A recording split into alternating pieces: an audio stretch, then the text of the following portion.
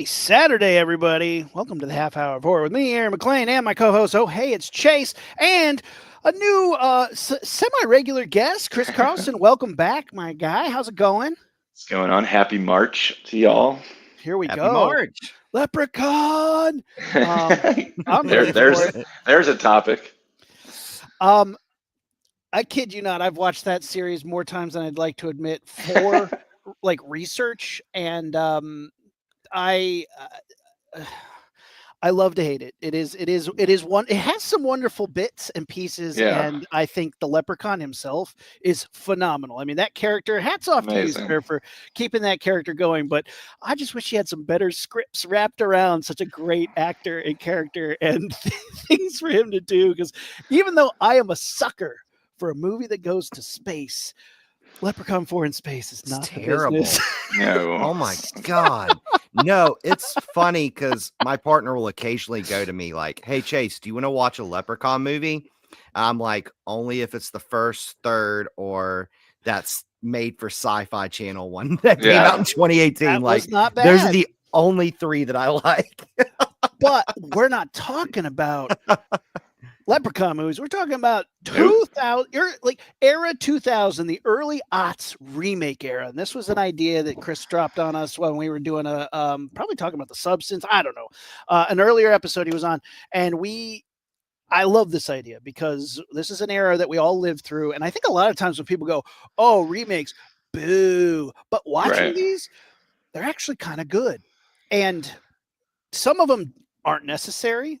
Some of them are bad, and some of them are kind of good. So I think we need to get into it. But historically, people have been doing remakes since the beginning. Early silent films, people would just be like, "Oh, that did well. Well, I'm going to remake it, but this time instead of being a 5-minute silent film, I'm going to make it a 13-minute." Like remakes are not a new concept, but when we got to a new era of technology, new ways of doing things, 3D phases in the 50s and 60s, and then again in the 90s, and then again in the people were like, we should start remaking stuff. And Chase, as usual, has a huge list on here. And the list is very fascinating because when you look at it, you see all these great movies, and then suddenly in 1998, the remake of Psycho appears.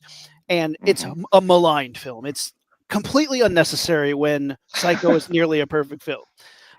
Did you guys see? I think you're understating it. It's what's the timestamp? I think I can curse now.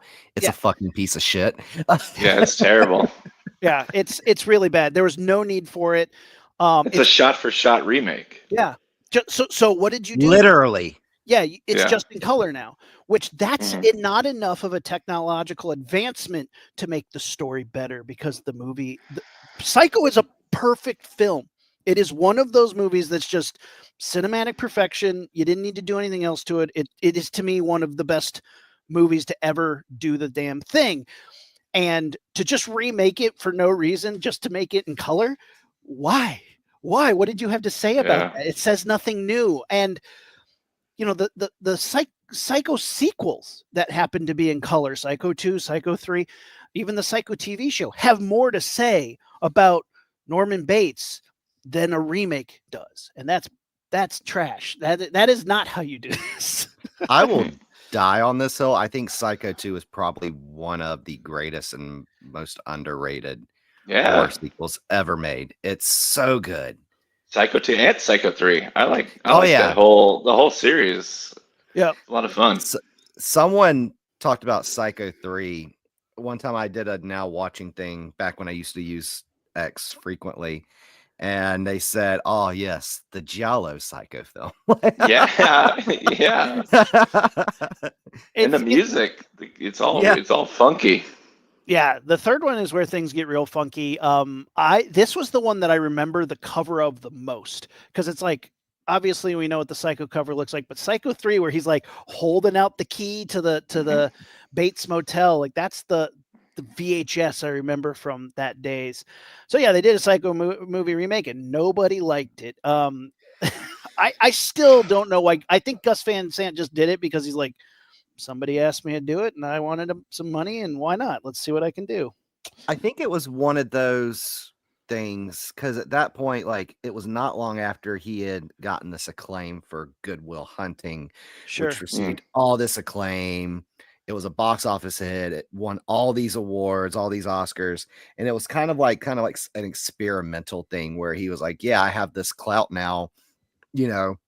I just want to try something different." And the studio just trusted him just because he had this acclaim from this previous film. They're like, "Yeah, go crazy."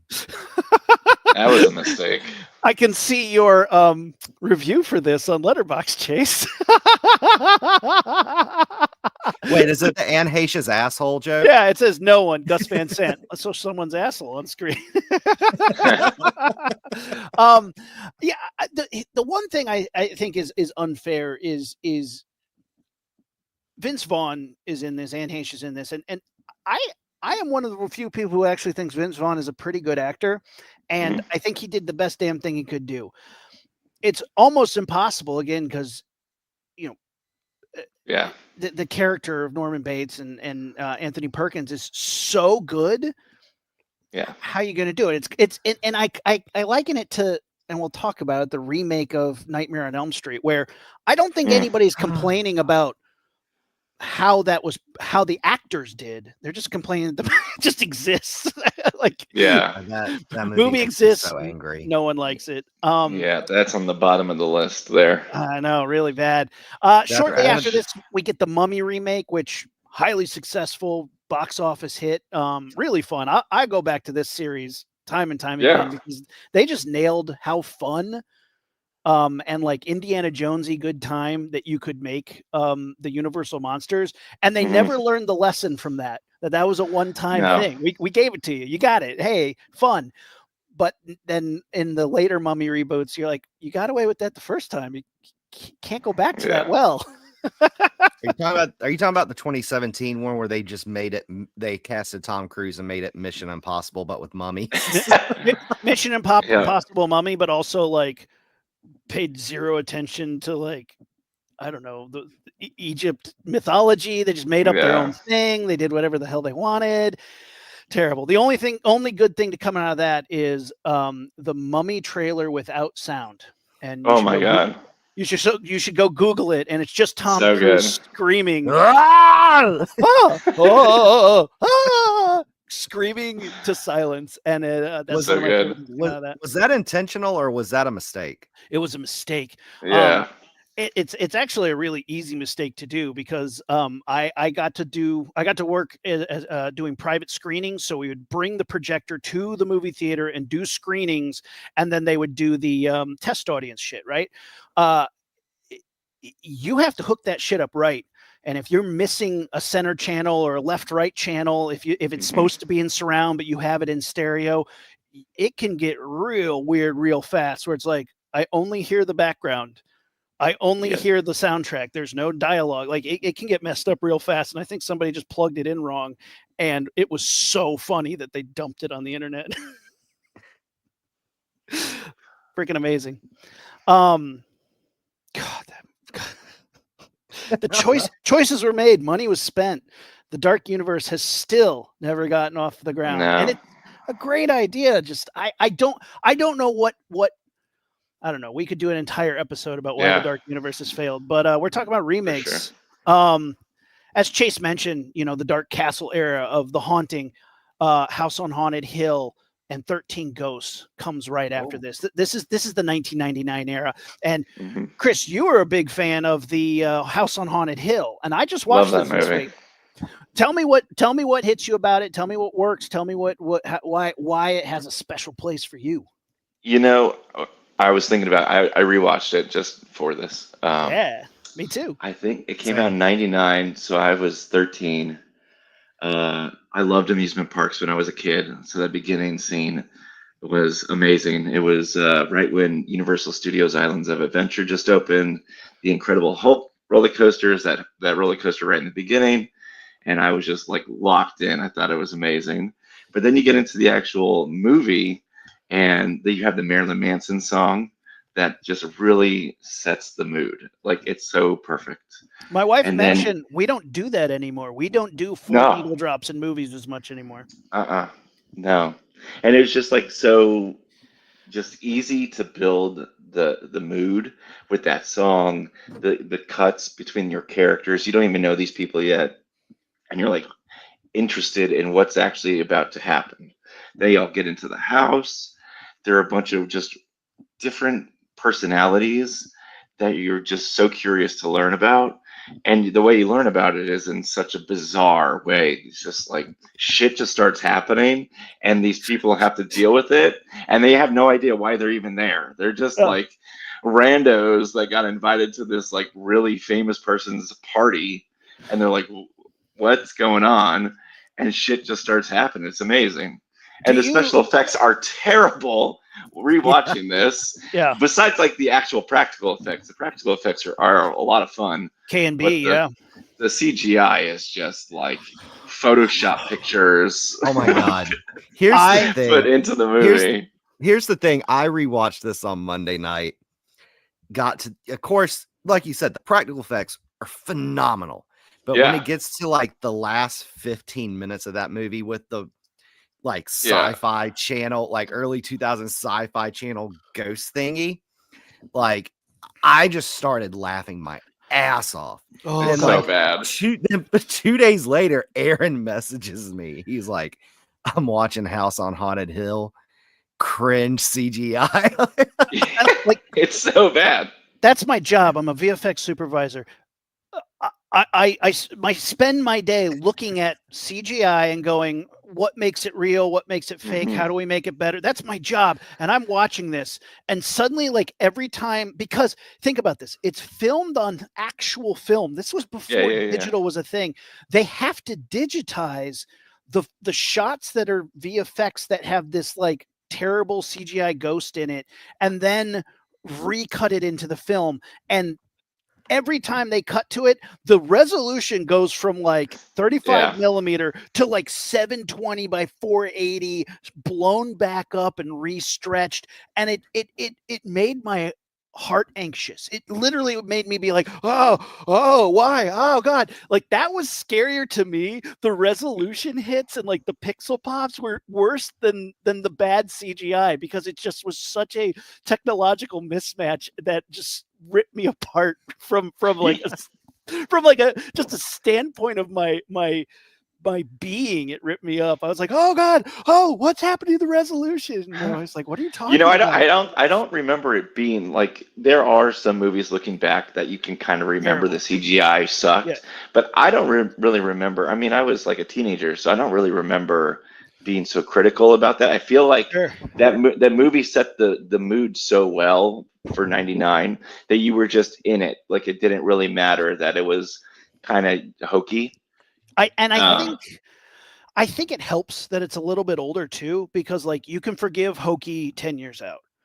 yeah, And I think you can forgive hokey when it came out because when I saw it in a movie theater, I certainly don't remember being like, right, right, right. oh, I probably just remembered it being a fun movie. Now the kills are great in it. There's some great So kills. There's good, some great blood. so good. Um, Jeffrey Rush is a is just phenomenal in this. He's Well, yeah, channeling So John good. Vincent Waters. He's channeling Price. Vincent Price. It's so good. Yeah, so good. He's like super committed to the role too, and it's kind of Yeah, like a helps. bizarre role that like he's literally supposed to be Vincent Price's character, and he kind of does it with this like a smarmy gravitas that's like that has the John Waters thing. I like that you said that with the thin Well, mustache.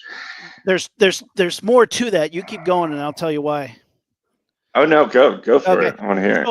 So Jeffrey Rush was like, I don't want to just try and be Vincent Price. And he's like, Right. I want to be John Waters in a Vincent Price movie. Oh, So he went interesting. with the John Waters stash, but the Yeah. more he did it, the more he became Vincent Price. And the director Yeah. just loved it because he's like the smarmier you make him, it's like it just made it more like fun Vincent Price. And if you It watch the did. original House on Haunted Hill, which I watched, all of these that Hmm. I watched with their counterpart back to back.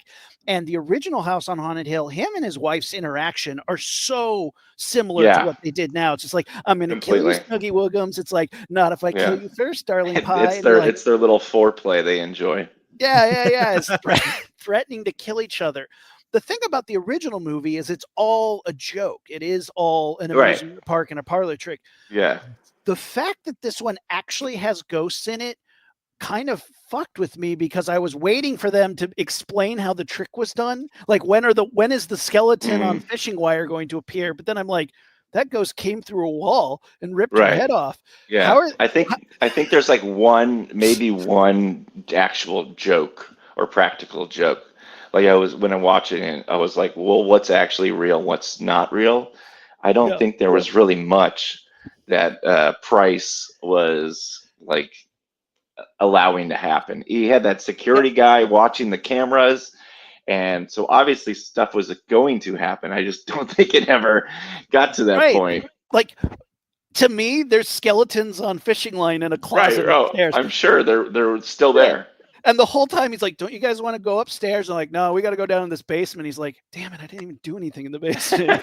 But guys, upstairs is creepy cool, and they're like, "We don't care. We're traipsing through this basement. We don't even want to Yeah. see the house on Haunted Hill. We're in the basement on the house on Haunted Hill." Yeah, we want to get out of Yeah. here. That was the whole thing. This basement with these torture medical devices. I love it. Dude. I love that aspect. And Jeffrey Combs in a little mini cameo barely gets to Combs it up, but Oh, right. Great And to you know see what? him in there. Watching it was just like watching a Nine Inch Nails music video on steroids. Yeah. It absolutely was. Yeah. And I feel like it really, because like I watched a bunch of remakes for this chat we were having, and it's like that set the tone for like what everything else came to follow, like how grotesque, how gory. Like I feel like it missed some of the special things that made this movie really good, and just kind of just like, okay, this did well, this did well, this did well, but it really lacked that like mood building that They throw that you right in. They yeah. absolutely throw you right in. Setting the tone for what's to come is very important because the title sequence sets the tone for what that company then goes on and does the 7 title sequence, and then from that they go on and do all of the American Horror Story title sequences. Because if you look at that, it's like that weird stop motion and Yeah. Ryan Murphy was like, that I want that in every one of my title sequences. Give me that. And that company has made their entire career off of like creepy doll head stop motion animation title sequences. But this is the beginning, and I think 7 really put them on the map. But like that's the sort of thing that's like seeing that stop motion creepy doll head. This also was, as far as I know, the first time we got that thing where the ghosts shake their head and move real fast. Yeah, it was super original for like how they depicted ghosts and how they depicted like that scary atmosphere. Like it was all very grungy. Like it was super grunge, super mechanical. Is something else I actually noticed? Like everything's very mechanical in these early 2000s remakes. It's not high tech at all. Yeah, it's almost steampunk. Gears and yeah. I would call it asylum core though. It's like chains and like remember when they did the movie The Rock, and The Rock was like very asylum core with chains and secret passageways and all that stuff. If you go visit Alcatraz, the place is painted Pepto-Bismol pink. It does not look like it's falling apart. I mean, the sea salt is ruining this place. But it's funny to me that when you watch the movie The Rock, you're like, what a creepy like asylum-like prison-like atmosphere, and then you go there and it's like hospital pink inside. Like, okay, not what I expected from The Rock, but okay. But House on Haunted Hill really had that, and that architecture is really important because the original House on Haunted Hill in the original movie is a Frank Lloyd Wright home, which is awesome, like bitchin' architecture. And what's interesting is in LA, there's a place, it's called the Aztec home or something like that, and it's rumored to be a serial killer lived there. He was a doctor. He had secret doors in there in the basement. He had killed a bunch of people. There's traces of bodies everywhere. His son says he's the Black Dahlia murder, but with no evidence, absolutely no evidence. But probably a piece of shit serial killer. I mean, definitely a bad dude, but probably not like Dahlia murder. So like there's some also historical aspect to the architecture and the rich maniacal doctor stuff. Like it's weird that there's like a truth to that. And I don't even know if they did that on purpose, but it's freaking creepy, fun. What else is on here? Oh, 13 Ghosts. Yeah. There we go. Right. So that's where I really noticed the mechanical nature, because I watched 13 Ghosts first, and then I watched House on Haunted Hill, and I was like, oh, it's like the same kind of pulleys, and there's like all these things are shutting and closing the doors, and there's no real way to get out of here because it's not just like a turnkey, like open the door deal. It's like we have to figure out how to make this house work. It was like the house itself was a character. And a lot of these early like remakes, they like helped elaborate the story with the house as being part of the story. The Haunting, we kind of skipped over it because there's not a ton to say about The Haunting. But I forgot about that, honestly. Yeah, it's the original. I remember Haunting is I think a classic, but the remake it's fine. It used to show on HBO all Haunting? the time. Yes, with Liam Neeson and Lily Taylor and Catherine Zeta-Jones. Yeah. And Owen Wilson. Oh shit! It is Owen. That's funny.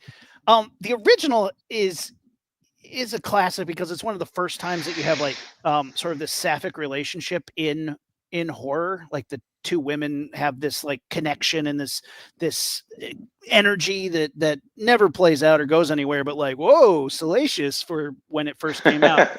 And the new one was like, didn't take that any further when they could have. You got Catherine Zeta-Jones in there. You're not expanding on that. Come on.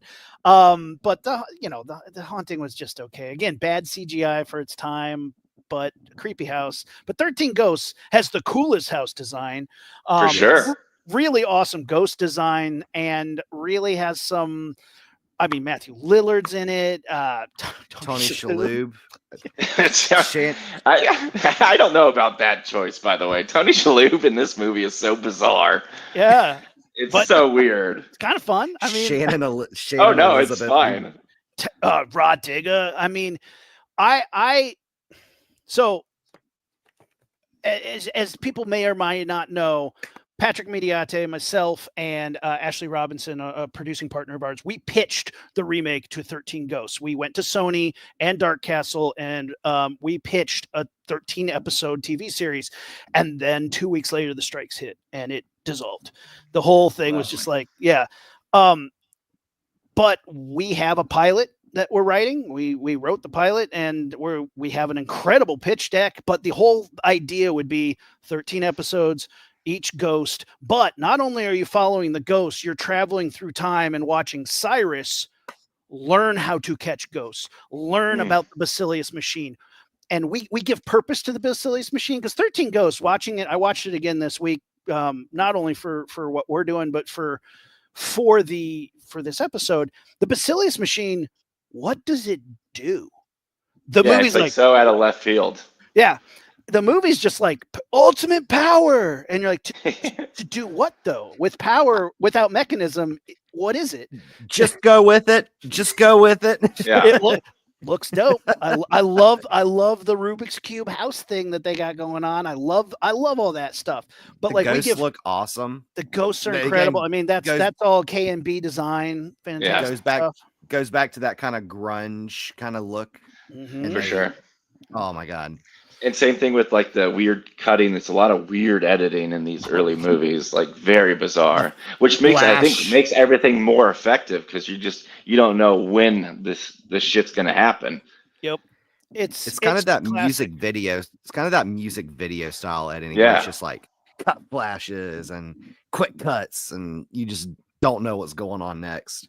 Yeah, I really dig this one, and I think that there's it's just got so much potential. So fingers crossed for us, guys. I mean, keep pressuring Sony and keep talking about this. And like when it goes on social media that like there might be a TV show, people go bananas. So we're working really hard to make it a thing. We're really proud of the concept and where we think it'll go, but like it's freaking cool. Here. And it's pretty true to what it is. The only sort of liberties that we're planning on taking are just making the ghosts make sense. So like, because some of them currently are like very, very repetitive or don't make any sense. So like we just try and any changes that we're doing is to service the story. And the lore is just kind of thrown at you in the middle of the movie, and you're like, well, huh? Like how do these ghosts even exist? Like the what was it, like the overweight kid and the mother? It's like, huh? Where did this come from? And that dude with all like naked, the spikes in his head is like, what? Yeah, the naked chick. Yeah, the naked chick. Crazy. The little boy, like all these weird things. The torso is like, all right. And I mean, it's funny because like you're in it already. You're just like, okay, this is weird. Like, sure, why not? The original is not much better, but the original is one of those interesting movies, that the William Castle gimmick. So he had the red blue glasses, but he took the red and blue and put them up and down. So it's like, basically, if you look through the red, you can see the ghosts on the screen. But if you're too scared, you look through the blue and the ghosts disappear, which is like, why would anybody do that?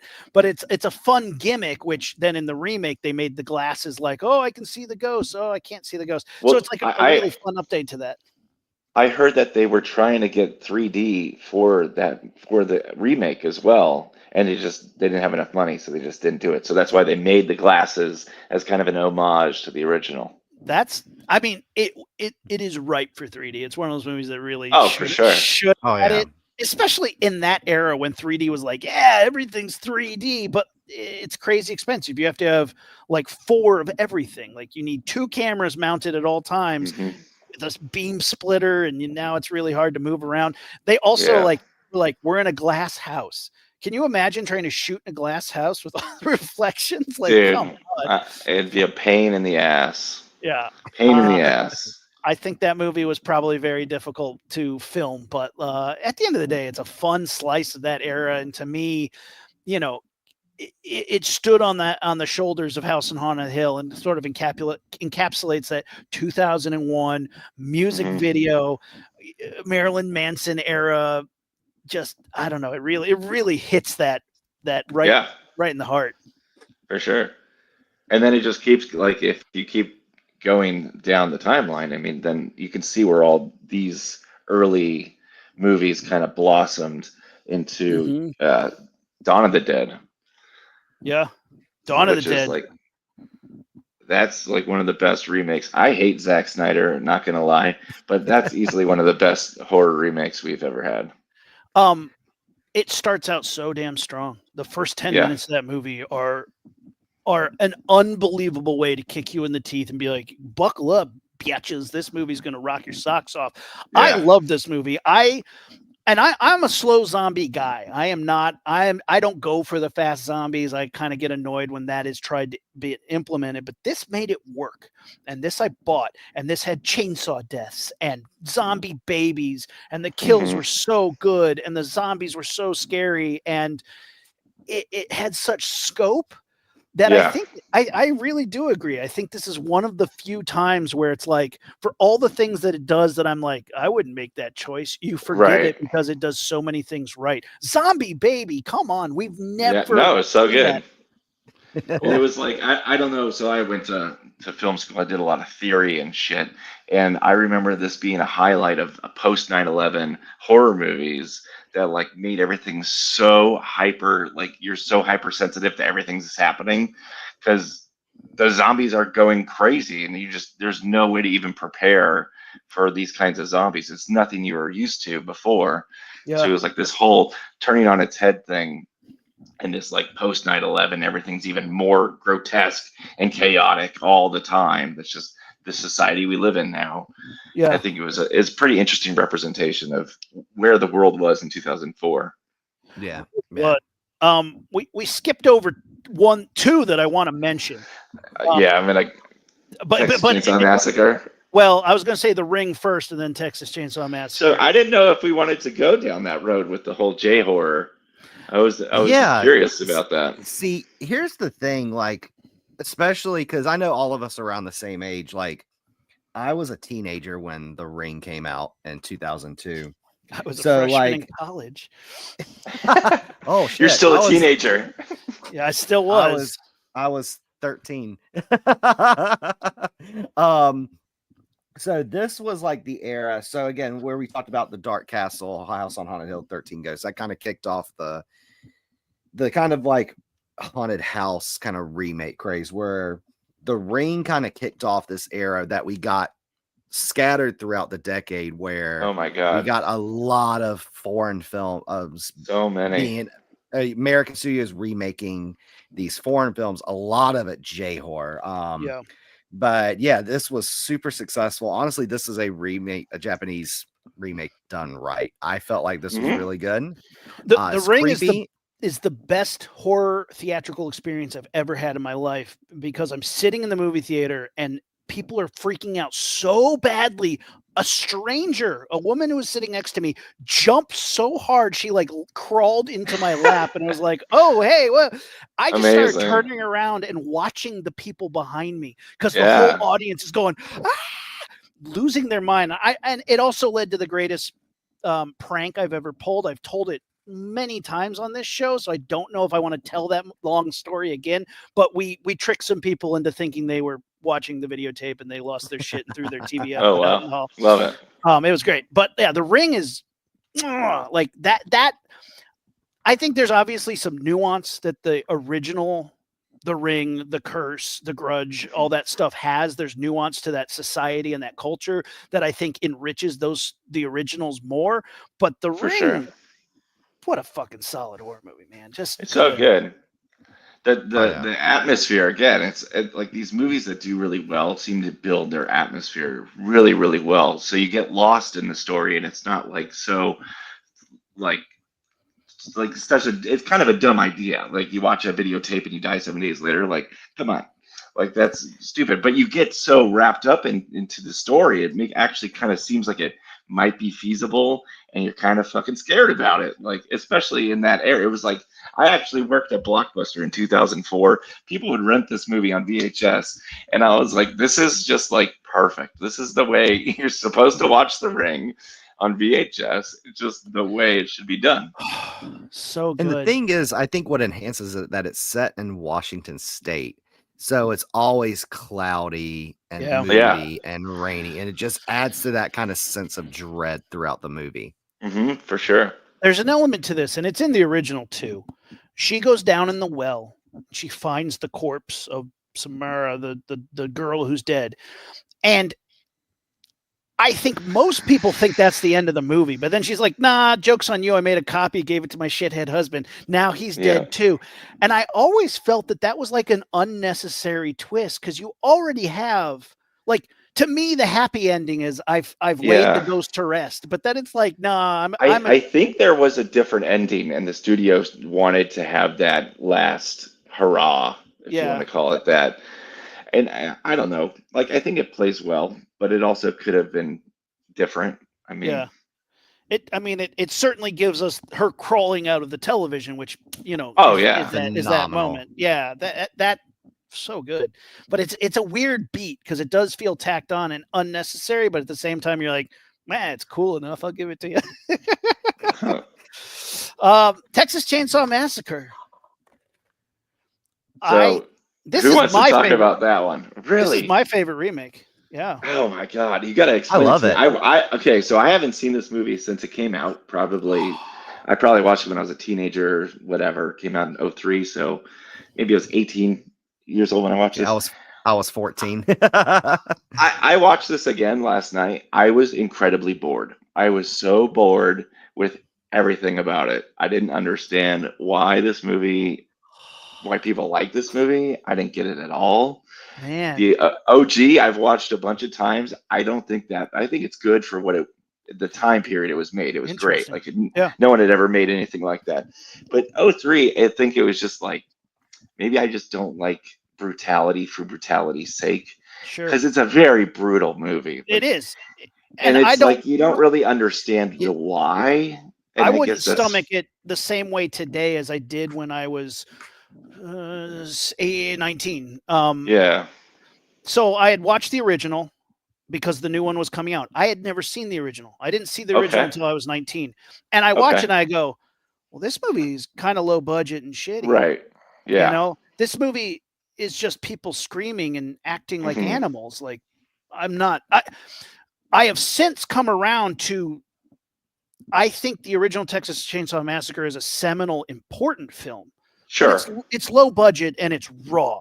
And for some So people, raw. that hits all the right notes, and I respect that. That does have a high place because it is literally a knot in the timeline of like everything after this is different. What it has to say about the time period, how we treat veterans, how we treat old people, how we treat family, how we Yeah. treat the dead. It says a lot. Well, you But also have to remember sorry to interrupt you, but another thing no, that like watching all these remakes, especially from anything that's like pre 1980s that got remade, they didn't have VHS, like they didn't have no, video stores to like watch these movies. You had to go to the theater or you heard someone telling a story about how terribly disgusting the Texas Chainsaw Massacre was, and you're yep. like, I'm not going to go see that. Why would I see that? The movie's going to scare the shit out of me, and it's like really not that scary of a movie, but so many people didn't go see it, and just word of mouth just made these movies spread and like Notorious. really build their like reputation up for what they became to our generation. So I was like, I dig it. It's fine. Like I like the idea of Leatherface. I thought that was cool. So then the remake comes out. I go see it in the theater, and I am blown away by the brutality. I'd never seen anything like that. But Yeah.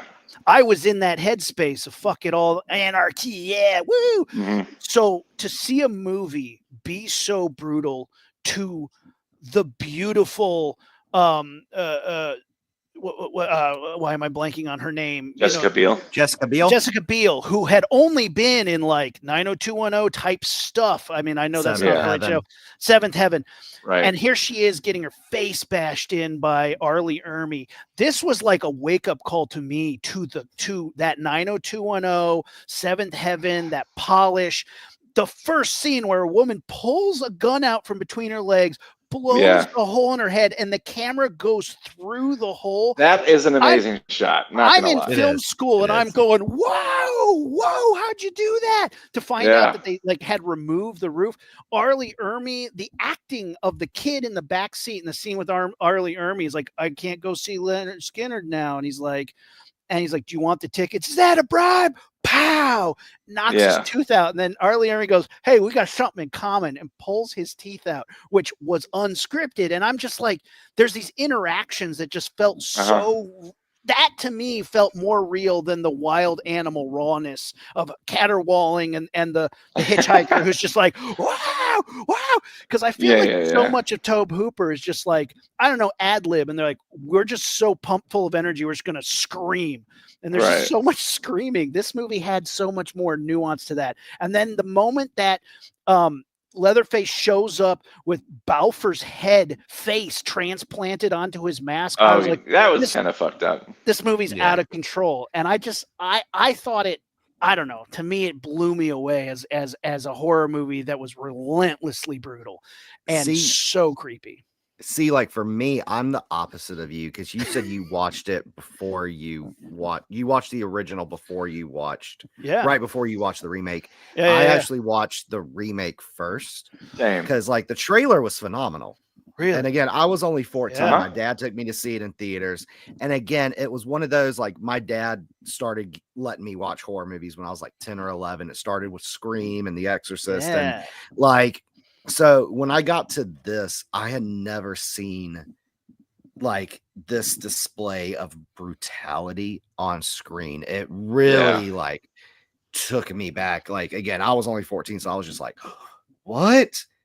Like he just cut someone's leg off? Like it really bothered me. And then so it was like one of those where you know, you hear people talk about the original, which the original is one of my favorite horror. It's grown to become one of my favorite horror films of all time. Like you hear people talking about that generation. Oh yeah, I saw Texas Chainsaw Massacre at the drive-in in 1975. It was like that's like for me, for like people in my generation, how this one is. Like people are like, yeah, I saw the remake and it was the most brutal shit I had ever seen at that point. So to me that's where that's important, but like yeah, it's more polished and clean as opposed to kind of that documentary kind of film Mhm. style of the original. But it's a lot of the gore from the original was more implied. Like it wasn't Right. shown the most gore you get in the original is like a little bit of blood splatter when he hangs the chick on the Hmm. meat the hook. meat Where hook, yeah. this, they show people getting their legs sawed off, people getting their Yeah. faces bashed in. They delivered on the chainsaw part of it. I mean, that's the other That's thing for is sure. like so many of the Texas Chainsaw movies don't have enough chainsaw. There's a lot of chainsaw, but no massacre. It's just like revving for an hour. Well, yeah, I mean, And Leatherface in this movie is a completely different animal. Like, he is a yeah, completely different dude, and like, I actually like the way he looks. Like his whole design is way better than just like that Ed Gein thing, which was cool and everything. But like how burly the dude is, and he's Yeah. just literally just hoofing it with that chainsaw. Like he doesn't give a Oh, fuck. there you go. There it is. Yeah. Yeah. Like it's scary. Like I might not like the movie, but I can definitely see aspects of it that do transcend and like are really valuable for horror genre as we go on, because it set the tone for a lot that came after that. and if you look at the mask of the original, while it is scary looking, like it's kind of like this looks way more menacing than like the original. Right. The original Right. has an offness to it. Because here's what I'll say: that one that you just held up is designed. Somebody Yeah. designed it, whereas Yeah. the original one, and I think it's to its benefit on both accounts, is the original one felt like somebody accidentally made it. Like Yeah. I have some material. It's like what my kid does. Hey, I made this. You're like, oh, that's Yeah. cool. But there's a roughness to it that is A rawness, I that's think. that is Yeah. terrifying because it's human skin. I Right. also think the original has some interesting thing because there's the old lady mask, the beautiful woman mask. There's Yeah. multiple masks, and this one played with that, but they didn't even remotely touch on any of the gender stuff that the No. original implied. Right. And I think like I said, when he puts the friend's face on, I lost my mind. I thought that was so scary. But the Yeah. mask in this one, I think it's awesome, but it's also an artist designing a Leatherface mask Something Yeah. to intentionally look scary. to be Well, fucking that's cool. and Right. that's what I think really like set the tone for what was to come, because Yep. of how produced this movie is. Mhm. Like everything else became very produced and stylized. And if we just go back to the first movies we were just talking about, House on Haunted Hill and 13 Ghosts, they were not even closely produced as well as this. Like Right. you No. could tell it was just like, let's make a horror movie, let's make a ghost story, let's have fun with it. You can really see that passion there. And then with this movie, it's like, well, it's a Michael Bay produced movie, so what do you expect? And Yep. that gloss, it's very glossy, even though it's really gross and brutal and disgusting. It's super glossy and super Yep. stylized. Right. Yeah. And to me, what really is like, because this kind of kicked off the other trend of remakes from this decade that we got a lot of, where it's American remakes of previous American horror films that were kind of classics. Like later on, we get Halloween, House of Wax, which I'm pretty sure we're going to talk about here in a little bit. Last House on the Left, but Even it Friday also the to me, 13th, yeah, My yeah, Bloody Valentine. My Bloody Valentine My Bloody 3D. Yeah. but it also kind of kicked off this kind of wave of kind of extreme violence and extreme Yeah. brutality and extreme gore and horror movie, because you got to think 1 year later we get Saw, then 2 years later after that we get Hostel from Eli Roth, then like later on we get High Tension, and also we kind of get the imports from the French extremist era of like Alexander Asia and stuff like that Yeah. around the time. That is true, because it's like, even though I'm looking at the list of martyrs, you're right. The second Saw hits, there's another seminal film in the timeline that just like it or hate it, it changes the landscape completely. Yeah. There's before the Texas Chainsaw Massacre, after, before Saw, and after, because you have this whole era of the torture porn movie. It's a genre unto its own right, and now it's like, it's funny. It's like the news would never say those words. You would never hear somebody mention that. But now that's just like the new torture porn movie from this guy, and it's like that's just a headline that you can that somebody will say on the Saturday afternoon news or whatever. But it's like, you're right. Saw is in here, and I don't think I think the popularity of the Texas Chainsaw Massacre remake, of the Dawn of the Dead remake, gave us the appetite for that blood and guts, and then Saw just said like, look, we're so desensitized at this point. But it's funny though, because it's like, I don't think we were that desensitized at that point, but the news cycle and what we were seeing and how nihilistic people were in the early 2000s from wars 9/11. Yeah. Yeah, I mean, that's where the whole 9/11 stuff comes in, which is really interesting. Like, when I was in college, I didn't believe that shit. I thought that was stupid. I'm like, post 9/11, that doesn't mean fucking shit. But if you really look at horror's history, it's all this post-war shit that comes out of us, like Godzilla, post World War II. You have the Vietnam War, and then you have I Stood on Your Grave, Texas Chainsaw Massacre, like Last House on the Left, Hills Have Eyes. Like, okay, well, maybe this is a thing. And then you have post 9/11, and then everything gets really disgusting in horror. I mean, I love it. I think it's amazing.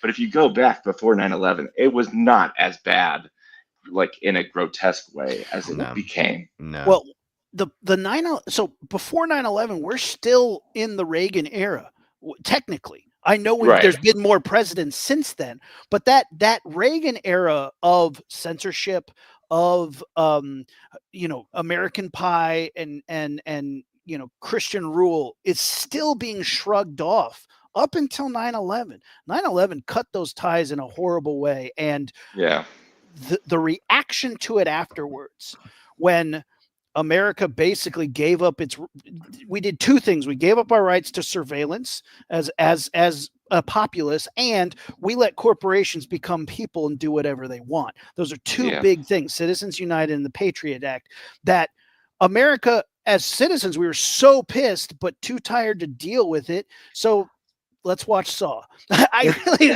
think that's the reaction. Yeah, if I may add, I think there was another kind of event that kind of also influenced some films around this time, because we started getting a little bit more violence with Scream. Because again, Scream, we got a lot of that meta humor, but also like you had Drew Barrymore hanging by the neck with her intestines hanging out in the opening scene.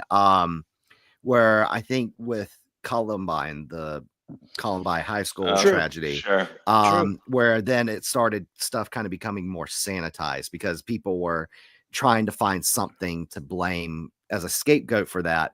And Scream was one of those. And that's why Scream 3 is the least bloody. So sanitized. Oh my God. So sanitized. And like you got a lot of these horror films that really a great soundtrack though. Oh, phenomenal. Bitchin' soundtrack. You also get the birth of reality television. So people are used to, Saw is a big part of that. There's a the video camera, the first person movies like Blair Witch that have that sort of voyeuristic reality TV vibe happening.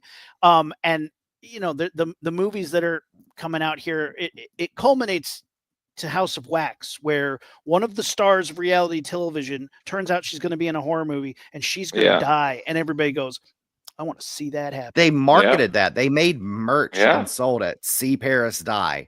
Posters that said See Paris Die. Because at that point she was, I'd say, I'm going to go on a limb and say she was the biggest celebrity in the world. She was definitely up there for sure. Yeah, because she had just had the sex tape, which got leaked. Yeah, and then I think she had the TV show already, whatever, Simple Life. Yep. And then that's when, because she was like, that was kind of like the beginning of the famous people who were famous for being famous, because influencer. Her family owned the Hilton Hotel, and she was a Harris. So that was just kind of like one of those things. She was just a socialite. She'd go to the big party. She'd see her at the Oscars, Yeah. Like she was also like on top of that, like the movies that were starting to come out, like especially Texas Chainsaw Massacre, it was all a bunch of CW stars. It was all like these tweeny pop stars that were in like Tiger Beat or whatever the hell, Us Weekly, all those magazines, like Teen Vogue. whatever it was, like Cosmo. all There we all go. these movies, Yeah. like House of Wax has a bunch. What Chad else is Michael there? Murray, Yeah, like Jessica Biel, she was on whatever that you Seventh just said it, Heaven. the Seventh Heaven. You have like My Bloody Valentine had celebrities from CW. The Fog had CW celebrities. The Like Grudge all remake these, had Sarah. the The Grudge, Grudge remake yeah, had Sarah Michelle everything. Gellar and Yeah. Amber. Yeah, I think Amber exactly. Tamblyn in one of them. Like Like it was that these was kind of it. these teen idols, like these Yeah. just very popular teen idols where they when a stranger calls, you had Oh my God. So Camilla bad. Bell. Mhm, It's mhm. terrible. But that's the thing is Um like if you go back to the first two we talked about, those were just actors. We just had actors in movies that were going to do a really good job at acting. And then something happened where they just noticed that like certain celebrities got teens in the seats, and that was their marketing gimmick, especially with this Paris Hilton and House of Wax. I mean, I'm that sure so that many was the people whole went and thing. saw that just for Paris Hilton to get I did. a pipe through her mouth or through her I head, think whatever it was. I think in hindsight, I think society owes her an apology. But at the end of the day, it was great to see her die in this horror movie. I got the Yeah. Schadenfreude out of it for sure. You This know, movie I'll- slaps. I'm not gonna lie. House of Wax remake is a great So it's fun good. fun. It's So good. fun. Like, the end set piece is not deserved by the audience that got it. No, no. They built that whole town. Yeah, incredible. Incredible. It was man, it's a really good movie. It starts off too slow, but once they get to the town, Yeah. it takes off, and I loved it. I think it was so good. I love the original. Again, it's a Vincent Price banger of a film. The original Yeah, is for so sure. atmospheric. I love that shit. But like the remake, again, that end set piece is worth every Yeah. penny they put into it, and the whole town melting and burning down is So good. incredible. So good. And you know, it's one of those things. Paris Hilton, yes, she's in it. Is she good in it? No. No. She's I thought she was okay. She's she was exactly fine. what her character needs to be in. Yeah. Yeah. But here's the thing, I'll give her all the credit in the world. It honestly feels like she went into this kind of, okay, you know, I'm being called famous just to be famous. It honestly felt like she was trying to justify her fame. Like, okay, I'm going to act in this movie. I'm going to do something that will justify people calling me famous, you know? Maybe Yep. I In a thought way. I felt it was more like she was doing it just because this character. It almost like seemed like this character was written for her. Yeah, no, 100%. They Well- were like, I think they wanted her specifically to be in it. Yeah. Well, the beginning of the movie, you have her looking at newspapers trying to find a cheap apartment. You know, goddamn well, Paris Hilton never had that problem in her life. Yeah. I still like this one. I think this is one of the highlights of this because not Oh, for sure. not only is it different, it justified how a wax museum would work. Because at that point, Mhm. wax museums didn't matter. Like, who's going to wax No. museums? But like, it was cool. It was really cool. I mean, and you're kind of getting now where like they have the celebrity wax museum where every other week they're like, oh, we have the new Lady Gaga wax statue and the new Harry But- Styles and those. It kinda was. bring in big business. Isn't it like a mesh of? I don't know if you guys have seen Tourist Trap. Yeah. Yes. It's like Tourist Trap and then House of Wax kind of combined into a new movie. Yeah. Yeah. That's kind of the joke. That's a Because good point. Barbara, yeah. because Barbara Crampton just announced that she's producing a remake or reboot to Tourist Trap. And people are, one of the jokes in the comments were, wow, you know, it'd be hilarious if you just made an actual remake of House of Wax instead. Just like, Yeah. That's the funniest thing though, too, because it's like, I don't know, Tourist Trap is one of those movies. Like, how are you going to remake that? That movie works because it's so weird. Because Yeah. it's bad, it's good. Because it doesn't Right. make any sense, it's good. If you try to make it make sense, like as we've said many times, why do you make a sequel? The technology changes, the message changes. Those are the Mhm. two reasons to do a sequel. And yes, the technology has changed, but what are you going to say about that makes Tourist Trap wasn't Well, saying anything in the first place? You know, Right. going on that point is, you know, I think maybe we could talk about all the bad remakes that came out of this era because like you got The Fog, terrible, terrible, Omen. terrible, Okay, terrible. okay. The I Omen. explained this. I explained this to Aaron. Uh-huh. Yes, I own this movie on Blu-ray. It's not by choice. Here's the thing. I wanted the original Omen. I can't see the first Omen anymore Oh, because okay. there's the prequel, the first Omen. The thing is, it was either with Gregory Peck. It's either pay $100 for an out of print Blu-ray or pay 35, $40 for the box set that has all of them, including this fucking piece Well, of there you shit. go. That's funny that they just Yeah. they threw that in there. They might as well. Yeah, this one was terrible. The We also Fog was have- terrible. We also have Wicker Man. That Oh, hilariously bees! terrible. How to get burned? Um, How to get burned? Black Christmas in there is not a great remake. It was whatever. It's fine. It's My fine. Bloody Valentine. So, what do you guys think about My Bloody Valentine? Because I watched it again Oh, for I this, and it was not good. I remember loving it in theaters. I saw it in theaters with the 3D. It was awesome. I felt like it was one of the best 3D experiences I'd had in the theater. Yes. And then rewatching this, I was like, "Oh man, this is bad." It's fine. I It's love the fine. original. Yeah. The original's great. We talked about this last week. We talked about this on our Valentine's Day episode. Yeah. That this one is, I mean, you got Tom Atkins. That's a plus. I am a sucker for any 3D movie that I don't see in 3D because it's like, you want a joint coming at so you. good. Like, I love that shit. So, like, even if the movie was bad, there's enough gimmicky bullshit. No, happening I that mean I'm like, it's schlocky now. yeah. Okay. And so I kind of like that a lot. Okay. Now, talking about bad remakes, I want to talk about one that's very divisive. Which is Let's that? hear You and it. me, Aaron, have talked about it, but I want to get your opinion, Chris, because I love this remake. I am one of the biggest defenders. I'm ready. Oh no. See, I can't. I'm so sorry. Rob Zombie, he needs to stop directing films. He needs to go back to making music. Let's keep him in the recording studio.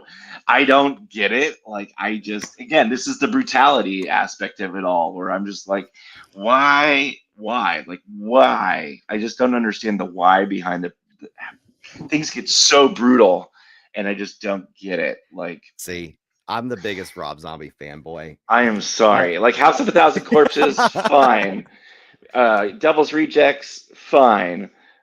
Everything else is terrible, in my opinion. Okay. Here's the thing. I love Devil's Rejects. That's a great bizarre. Here's bizarre what I thing. love. Here's what I love about Rob Zombie is that to me he's the last guy. One thing I do enjoy are kind of the old grindhouse B movies of the 70s and 80s. To me, he's one of the last of his kind to actually do stuff like that now. And the aesthetic and everything. But I think I will say though, I feel like he does it just for its own sake, though. Like back in the day, things were they did it because that's what they could do. Like they're like, oh, this kind of feels what would happen. Rob Zombie seems like he does it just cause. Like he's like, yeah, I want to do that, so let's do it. Like there's no like motivation. I will guess say this: there. at least he lives that aesthetic. No, I mean, that's his life. Like that's his life. He doesn't walk away from that and take off. Like he's not. He is the grindhouse horror hellbilly. Like that is his thing. Right. So at least at least he's speaking his truth. Yeah, very much so. Which is why most of his movies, I'm just like, I just don't. There's not enough plot there for me to like really care. I will say, I think a lot of his films do feel like they're just throwbacks to, or kind of unofficial remakes to kind of those kind of style back. Like Aaron, you even mentioned House of a Thousand Corpses, which I think is widely regarded. I think so is his best film ever. It's just kind of a clash of those old. That's all. Clash of those old biker films where. I will say, I think later on we've been talking about doing something for Rob Zombie. I think Lords of Salem is probably his most original film. Just because it doesn't have that kind of grind. It does kind of have a grindhouse aesthetic to it, but it's a coven of witches. Yeah, it's not doing the. I don't know. It's not. he's not trying to remake something at that point. It seems original to me, at Yeah. least. I do give it its originality, but like I just never had the like I don't hold Michael Myers up on a pedestal. So for me, like him doing it was like it's to me it was the same as any others. At least it was brutal. At Yeah. least it delivered on him being a evil bad dude. But like Yeah. I understand for a lot of people. Again, it's like if I listen to, I think a lot of people do this with music more, where you're like, oh, I like this later. I love Saint Anger, and people are like, what? But it's like I don't actually, but it's just I think it's a funny example where it's like I think people will get who hold the originals and that series in such high regard. Yeah, there it is. Yeah. That this is an offense to them, and that is always interesting to me too. But like again, if it's not your aesthetic, not your style, I feel like it just misses like what the original was really going for, Yeah. and like Yeah. that's kind of like the same thing with like the remakes that I don't think that did well, like The Fog. It misses the entire concept of the first movie. It was just Terrible. this cool ghost story, and Yeah. Nightmare on Elm Street completely misses what the first one Oh, was trying to God. do. Like, Now, and speaking it's of just oh uh, my spe- god, bad. speaking of Nightmare on Elm Street, I think around that time, people I say around 2008, 2009, people were kind of getting tired of those remakes. Yep. I think Nightmare on Elm Street, even though we did get some in 2011, 2012, and I would say, I mean, we still get remakes today. I would say really the trend kind of died off around 2013 with the Evil Dead kind of remake thingy. Yep. The remake sequel was shared in the same universe thing, and the Carrie remake. Yeah. Terrible. I think the Nightmare on Carrie. Elm Street with glowy Grace Moretz. Yeah, that one's awful.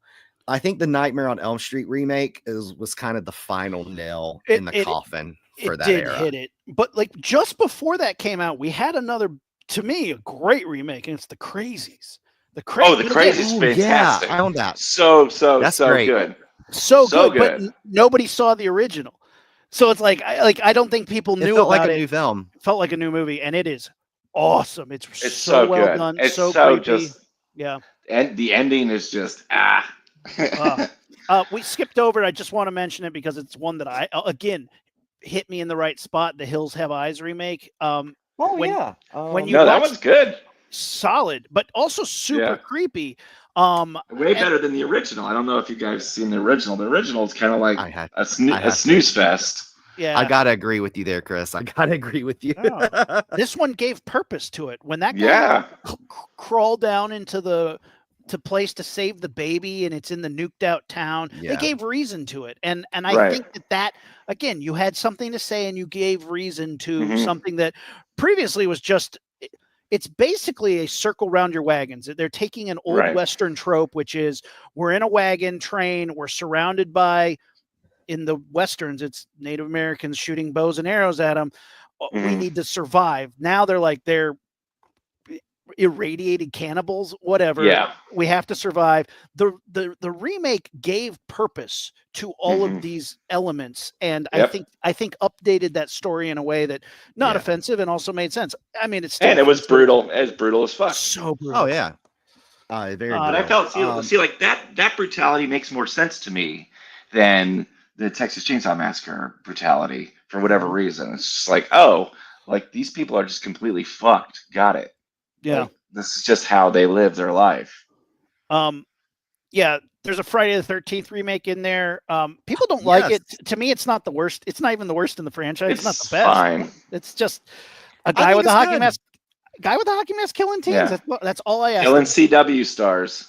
Yeah. All Yeah. I wanted. The thing is, did we come to see the CW stars? No, we came to see Jason brutalize people. That's what Brutalize we want. people.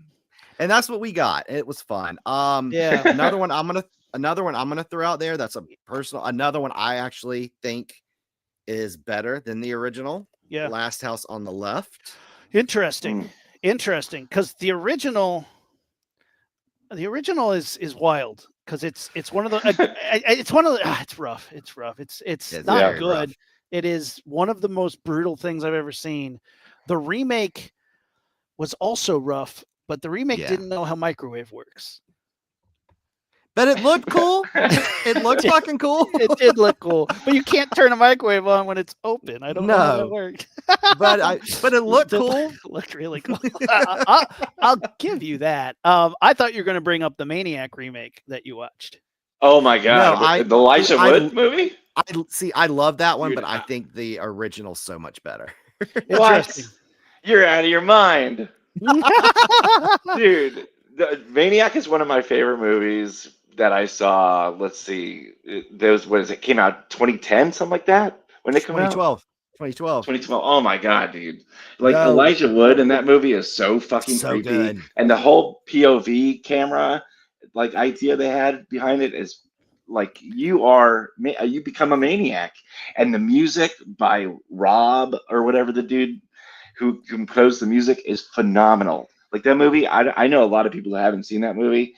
I push that movie as much as I can. It is so good. I will I- say one yeah. thing I think it has over the original. The reason why I love the original so much because what's the actor's name? Joe Spinell, who plays Yes, Frank Spinelli. Zeno. I thought he was phenomenal, but to me, like he looks creepy. Like gross. you just look at him and you get the ick. Where Yeah. Elijah Wood is a decent looking man. You know, Well, yeah. you could see him. He's like a kind Norman of- Bates character. Yeah, because I mean, Anthony Perkins was a good looking man. Yeah. So I mean, you look at Elijah Wood and you think, okay, yeah, realistically, yeah, he could bring these women home. You could see these women falling for him. Like where, like you look at Joe Spinell's portrayal as Frank Zito, you're like, oh, There's kinda a reason creepy. why Yeah. there's a reason why he has to pay for it, and he's just he's a slug of a man. Yeah. Yeah. They both have just a different vibe, but I think that's what makes Completely. the remake smart. You did it Yeah. smart. That's how you did Exactly. it. They didn't say much more, but the Mm. approach was so smart and the approach was so different that it's like I think if you're going to make All a told through the first-person killer movie, POV. I think that's really so good. really cool and Oh, hard yeah. to do, hard to pull off. Let's end on this. We talked about all these movies, but let's end on the Nightmare on Elm Street remake because I do want to talk about it briefly. Why did it fail? It sucked. The script sucked. It was the studio took everything that was wrong about that whole era of remakes and just needled it to death by Yeah. 7 of the 6 producers of the Texas Chainsaw Massacre remake comes and they overproduced it to death. It Completely. wasn't scary. It wasn't interesting. It didn't bring anything new to the table. But would you agree that Jackie Earl Haley isn't the worst part about this? No, he still sucked. You But thought again, man, I don't- think he's the worst part. Personally, I think he's the worst part. really? I Why? don't see. Yeah. That's the thing. I don't blame him though. I've seen Jackie Earl Haley in bunches of other stuff. He's a fantastic actor. He's amazing. But what he did the best with the shit that he Are was you given. sure? And unfortunately, Are you it sure? was so bad. Now I will say Rooney Mara fucking slept her way through. Not like, she Kyle Gallner snoozed- too. He's Kyle a Gallner, yeah. excuse me, I meant to say snoozed her way through the role. Rooney Snoozy Mara, Mara? you could tell she was bored out of her mind. You could tell she Absolutely. was uninterested. It's just, you could tell she was a young actress trying to get as much work as she could to bolster her resume, Mhm. which I've seen her other stuff. She's a multi-time Oscar nominee. She's an amazing actress, but you could tell she gave no fucks about this movie. Yeah. Mm. I don't think. Which honestly, I don't think anybody I don't did. blame her. I don't know. I like Jackie Earl Haley because if you're gonna, you can't replace Robert Englund. You can't. No. But if you're No. forced to, I think he gave it his all, and I think he's the only person giving it 100% in this movie, trying his ass to do something, trying to honor the legacy that he's put into.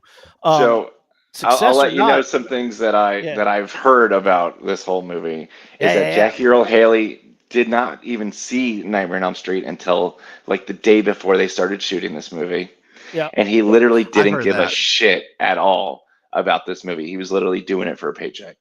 Fuck, And I also heard that he actually auditioned for Freddy Krueger back in the original, and Robert England was his roommate and came along for the audition, and And that's he how got it. Robert England got it. That's too funny. That's funny. But the script's terrible. It doesn't say like Awful. regardless. And It's it's so my and it's bad. like God. kind of worse. Like it really, I kind of liked it. I remember when I saw it, the whole like child molestation thing. I thought that there was an interesting choice to really dive into it and not like keep it in kind of a background thing. And they literally just say like, yeah, he molested us. Like he deserves to die. And I was like, okay, that's interesting. But like the way they did it made it feel like so gross and like not like I don't even know because you kind of like felt sympathy for him for a second, They and Yeah, then when they it flip it on when it your head, implied and you're he like, oh wait, gross. Like, when it was kind of implied that he was found guilty for a crime he did not commit. And right, you're Interesting. like, Oh, I thought that interesting. was interesting. I Yeah. thought that was interesting. Then it was like, same, no, he's actually a sick fuck. I was like, Yeah. yeah, And it's like if and they go into detail, which gives you right, the ick. this is yeah, why I wanted to talk about it. It's like if you said he's innocent, that's an interesting story for a ghost. right. Because Yeah, then yeah, he's Then he has innocent. revenge, retribution. Yeah. yeah, Then he becomes yeah. guilty. So then they're like, no, and then you're like, okay, interesting. And they're like, oh, just kidding. He's even Yeah, sicker. He's even sicker than you ever expected. And you're like, oh, yep. ew, now I feel gross. Like that's the whole thing about this movie. It's just grimy and makes you feel gross. And here's another problem. You have the technology to do some really cool dream fuck with you shit, and they do But they none don't. of that. Zero, They don't. Zero. It's minimal effort, red hue in a locker in a boiler room shit. Bullshit. Yeah. And it's bullshit. And that's the thing that pisses me off because we have the technology. Like the movie What Dreams May Come, which is one of the greatest like surrealist films to visually wise. I think it's an amazing film. Can you imagine doing that with a Freddy Krueger? Like show me what a dreamscape can be. Interesting. Show me what a dream world could be. Take me to the extent of what Dream Warriors did. Because Dream Warriors to me is the coolest of the franchise. Dream Warriors, Dream Master, they really go there. Even Dream Child, which the series is going down. Bad. At least they're showing me interesting things when they're in the MC Escher Stare world. Like I like it when they go nuts with the idea of somebody who can control dreams. Right. This movie did none of that, and that was really none, and really bad CGI, incredibly terrible CGI. God. Yeah, like especially the scene with Nancy in the bed where they try to recreate that iconic. Oh my scene. God, so bad. With the original, I think it was didn't they have like they literally built a spandex thing for him to push through. Yeah, and it's so simple. That's not even expensive. Why would you spend the money on CGI when it's like spandex is cheaper than CGI? Yeah. Oh yeah. Well, that's the thing is like a lot of these movies were still like testing out CGI effects and like trying to be hip and cool for the kids because, that's what they thought that we wanted. That's the problem with these movies is a lot of it was done because it's what they thought we wanted. Back when these originals were made, they just were making movies they wanted to make that people ended up really liking. Yeah, and they're like, okay, we're going to make things we think they want to see. And it's never right. It's never, ever right. They're not thinking about why we want to see it. The 2011 remake of The Thing is one of those horrible examples. Oh, my God. Why? They're like, hey, we're going to make a movie and people love The Thing. We're going to make so much money. And you're like, why do people love The Thing? It doesn't matter. They love The Thing. Here's more of The Thing. It's the practical effects and you CGI over it. Yeah. All of it. What an obtuse position to take. You're just so daft to the fact that that's what people care about, and you just ruin that. That blows my mind that they did that. The producers were morons on that one. Maybe they had some money they had to burn, and they had some contracts they had to fulfill. I don't even think that movie, if you had practical effects, that movie wouldn't be the worst thing you could have. They had practical effects. They just put CGI all over it. Because I don't think the plot's good, but I don't think the plot's terrible. I don't think the acting's great, but it's not terrible. I think if it had really, really cool practical effects scenes, I would have still been like, it's not a great sequel, but it's not like cool. At least I got to see some ooey gooey practicals. and they flubbed it horribly. Yeah, that's Womp womp remakes. a shame. We've gone well over our mark, but it's super fun and always a pleasure to talk movies, man. I could go all day Yeah. with you guys. But you know what? Let's end things on a high note. I just want Yeah. to say two things. Yeah, hit me, man. 2013 or not two things, a few things. 2013 Evil Dead remake. This Not a movie's bad one. awesome. Yeah, So It's good. great. super It's great. fun. Check it out. So there you go. We ended on a high note. Movie doesn't know how defibrillators work, but I'll give it to him. It's fine. A car battery and a couple of nails would kill you. Are I guess maybe to end, do we have any remakes that are coming out soon that we're excited for? Fingers crossed for 13 Ghosts, man. I don't know. I don't know what else is coming out that's remakey. There's they keep doing it. Yeah, Sony, stop doing Spider-Man villain movies. Do the 13 Ghosts series instead. You don't like Craven? What are you talking about, dude? Craven has some very odd actor choices in it. Yeah, so please let us do 13 Ghosts. We will not let you down. Keep that spirit alive, guys. Plugs, Chase, let them know where you at. Yeah, so you can follow me on Blue Sky, on Letterboxd. Speaking of Letterboxd, real quick, because I know we're running out of time, I'm going to drop the Letterboxd list of a bunch of remakes from this era, and that also includes the original. It's how many movies is it? 165 films. It's a shitload. Yeah, it's a great list, though. It's masterful. I'm going to drop it in the comments on X because YouTube will delete it for some reason. So yeah, follow me on Blue Sky, follow me on Letterboxd. I'm getting my TikTok account set up so we can, so follow me on there. Also, it's all hey, it's Chase.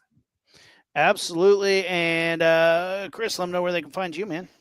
Man, you can find me anywhere at Call Me Carlson. I don't really post too much, but when I do, it's usually a banger. Movies I recommend that are remakes, I do recommend The Crazies, fantastic. Maniac, amazing. And if you haven't seen House on Haunted Hill, go check it out. All very, very good movies. And thanks for having me again, guys. I really appreciate it. Yeah, thanks for coming. Anytime, man. Yeah, absolutely. Always good to have you on. And then you can follow me, Facebook, Instagram. I don't know. I'm on socials at McLean and Abel, and then at Launchpad Pod, my other show. We have some fun talking about sequels coming out next week because we love a good sequel that has a terrible subtitle. Electric Boogaloo being the best, but if you slap the new batch on anything, you'd be like Austin Powers 3, The Spy Who Shagged Me, the new batch. Bam! You've made a movie. Too Fast, Too Furious. So we just get into shitty titles for bad sequels. It's really fun. Love it. Until next time, guys. This has been the Half Hour Horror. Blood Coin. Yeah, we gotta give the blood coin away. What should the word be? Chris, if there was remakes. Well, Chris might have something cooler. You could say Maniac. Maniac. There we go. Mani. I can't spell maniac. Blood coin word Maniac. Go to Discord for Block of Horror. Follow Block of Horror on all things social. We have some amazing stuff coming up.